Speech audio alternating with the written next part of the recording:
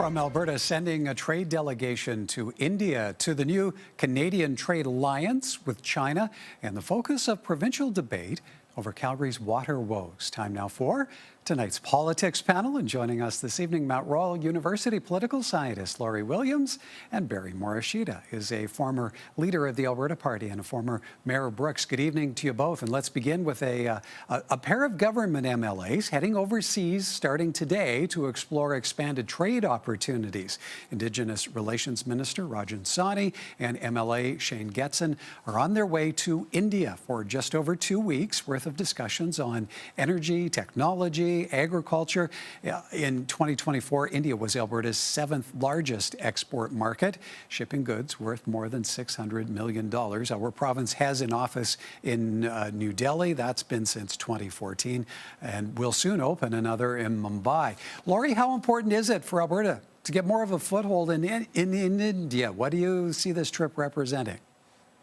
Well, I think across Canada, there is a very concerted effort to find alternatives to the U.S. market to make us less vulnerable to some of the unpredictability that's coming south of the border. And I think that greater economic diversification makes a lot of sense.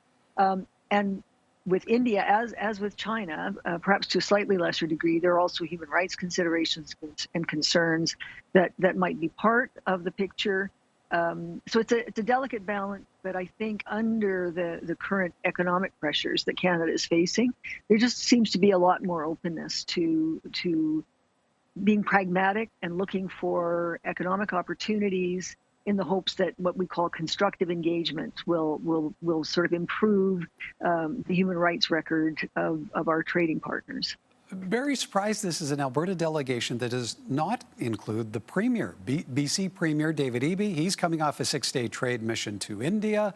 Saskatchewan Scott Moe accompanied the Carney delegation to China.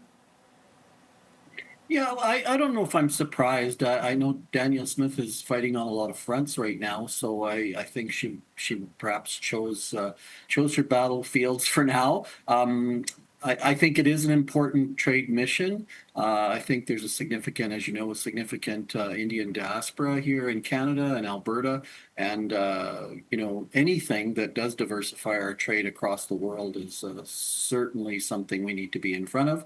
So I think it's an important action, and I wish them a lot of success while they're there. Laurie, with energy a big part of these discussions in India, how likely is this to be an opportunity for the Alberta government to maybe drum up some degree of support for a new pipeline to the northwest coast of BC? Yeah, I think there's an opportunity there, but in some ways I'm a bit puzzled at who they have chosen in terms of the ministers to go there. Rajan Sawhney's connection to the oil and gas industry is not sort of front and center.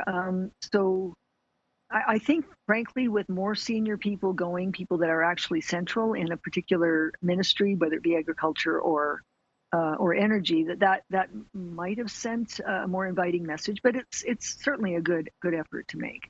Barry, are there synergies here with the federal government putting more of a focus on the Asian market, renewing trade relations now with China? Certainly, we saw Mark Carney make some overtures to India earlier in the year in the G7 or G8 summit, whatever the number is these days. But I think it is a good synergy, and I think you see a lot of the premiers across the country supporting the general direction the federal government's going when it comes to trade. There are a lot of things to consider when dealing with India. As we know, we've had some security issues. We had some foreign interference issues. Those things have to be built into those agreements, and Canadians have to feel comfortable with that. That being said, it's the second largest, or it might even be the largest market by population now. So India is an economy that Alberta and Canada can't afford to dismiss.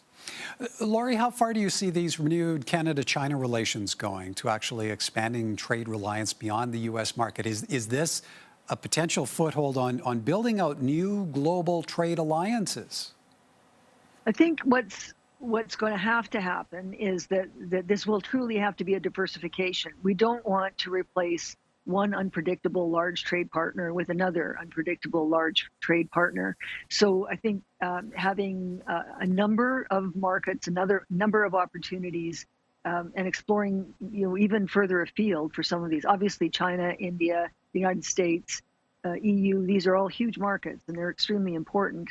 But right now, three of them have a certain degree of unpredictability and controversy associated with them. And so it's going to be trickier to try to find the right balance. Barry, in terms of political dynamics here at home, to what degree do you see the focus of these trade arrangements with China representing a shift in attitude by the federal government towards the Western provinces?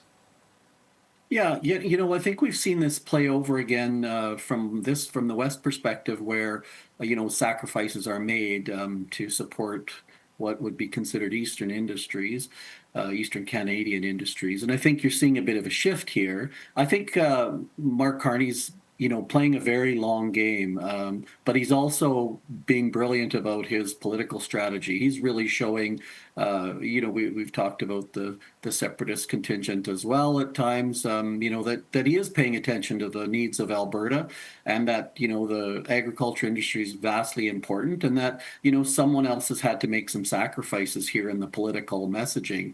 The long-term game is certainly the diversification and the broadening of Canadian reach when it comes to trade. And I agree with Lori on the fact that, while you can't instantly replace a market the size of China when it comes to canola, we are still putting a lot of our eggs in one basket. And I think there has to be a continuing effort, as she said, to go well beyond those unstable regimes and try to establish a lot more resilience when it comes to decisions that are made that are outside of our control.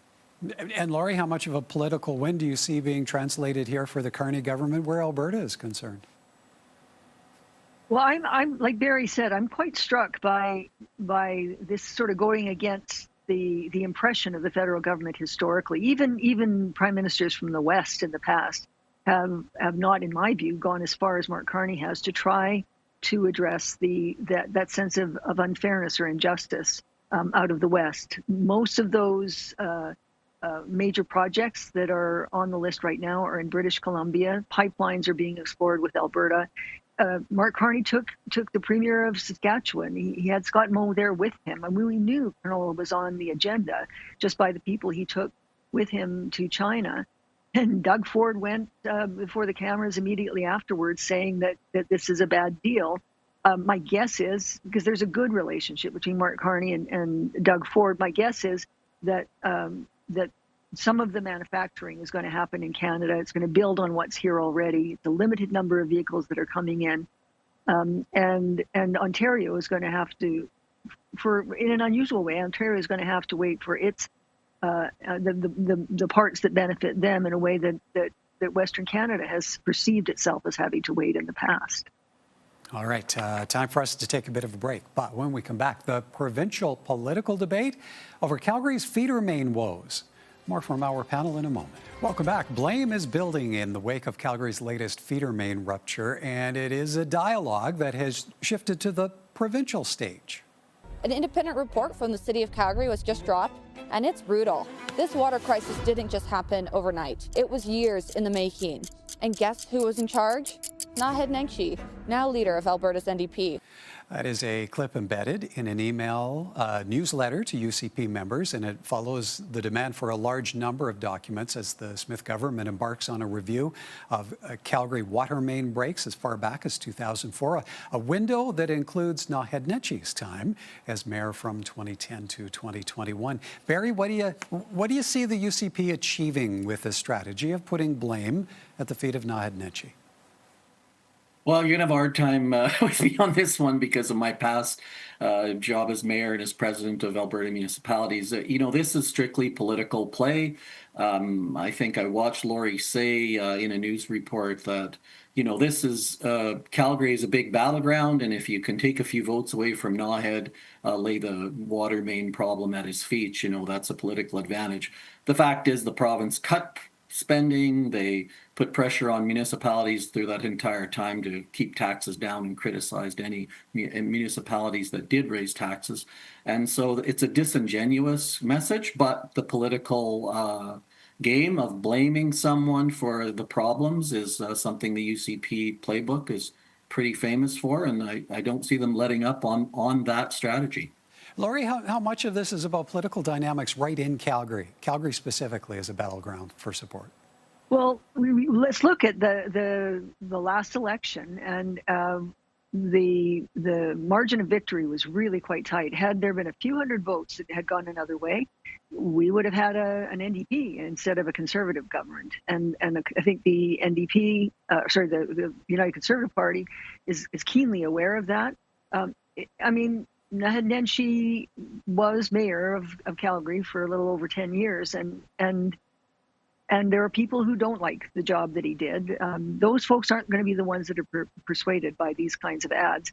And I'm really quite struck by the response to all of this by the current mayor, Jeremy Farkas. He's saying what I think a lot of voters think. He doesn't care who was in power. He doesn't want to point fingers or lay blame. He wants to help solve the problem, to address it in a meaningful way now, and prevent similar problems from happening in the future. And to do that, he needs partnership with the provincial government and probably to some extent the federal government. There's a lot of money that's going to have to be invested in aging infrastructure. And he's saying, blame me, I will take responsibility, I'll move forward. I think it's a great win for Jeremy Farkas. And he's saying the sorts of things, that is, working on solving problems rather than saying it's somebody else's job or pointing the blame at someone else. That's the kind of messaging I think that a lot of politicians could learn from. Barry, how does a focus on political narratives in Calgary play with the rest of the province at a time when there is so much focus on concern over the state of the health system, deaths, near misses in Alberta hospitals? Well, I think it's a pattern for that the voter's going to have to pay attention to. As Laurie just said, Jeremy's message of, we're going to do it, we're going to get it done, and we hope the province, whatever report they come up with, comes with some assistance and some partnership. That is the problem solving is going to be the resonation, I think, for this part of it with the election coming up. We're certainly going to have the conversations around sovereignty and who's best going to defend Alberta. I think that's going to be a good part of it too. But the others, Albertans are exasperated with the lack of progress on a number of fronts: education, healthcare for sure, and certainly what's happening municipalities. As Laurie said, the infrastructure is not just old in Calgary, it's old across this province. And the lack of attention and lack of investment is certainly going to show up. Albertans want to be assured that those services are going to be available. And I think you're going to get voters who are interested in a positive spin. And I think Jeremy's doing a good job leading that. And I think municipalities should pay attention to that messaging, and so should the province. Laurie, Barry mentioned election there a moment ago. How do you see this Nenshi blame game playing into speculation around a potential early vote? Does it bring credence to that speculation? Well, in the first instance, it looks to me like the UCP is worried about Naheed Nenshi. Some of the public polling indicates that the race is tighter or is tightening, and perhaps their internal polling is indicating that too. They may be lining up for an election, but it looks like they're worried that Naheed Nenshi could have more resonance and has a shot at winning the next election, and they're trying to maximize their chances of defeating him. Barry, how much would you lean into this signaling likelihood of an early Alberta vote? Well, I mean, every time they are taking shots at the credibility of the opposition leader, I think you have to wonder what their strategic timeline is. We've certainly seen that there are a lot of issues barreling down on the UCP that they probably don't want to fight going forward. So it will be interesting. I certainly don't think that this type of messaging, this type of strategy says that we're not going to have one. Certainly would support the idea that they want to go to the polls early and get rid of some of these problems before they come bigger than they already are. All right, folks, we'll have to leave it there for time. Great to see you both. Thank you kindly. Thank you, Michael.